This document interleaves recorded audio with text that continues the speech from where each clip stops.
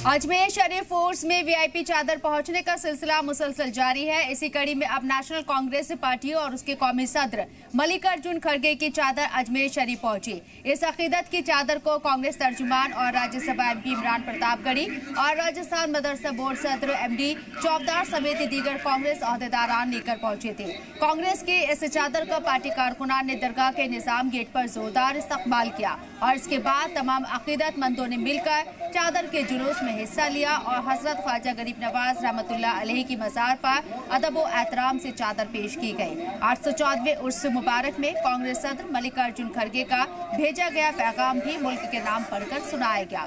इस मौके पर मुल्क के आवाम के लिए खुसूसी दुआ भी की गई। कांग्रेस डेलीगेशन के तमाम मेंबरान को दरगाह की जानिब से दस्तारबंदी की गई और तबर्रुक पेश किया गया।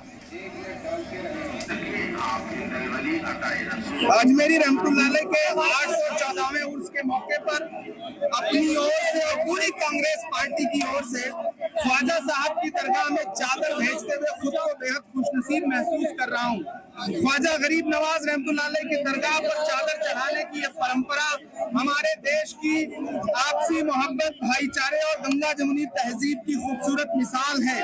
ये बताती है कि हिंदुस्तान आज भी प्यार, मेलजोल और एकता में यकीन रखता है।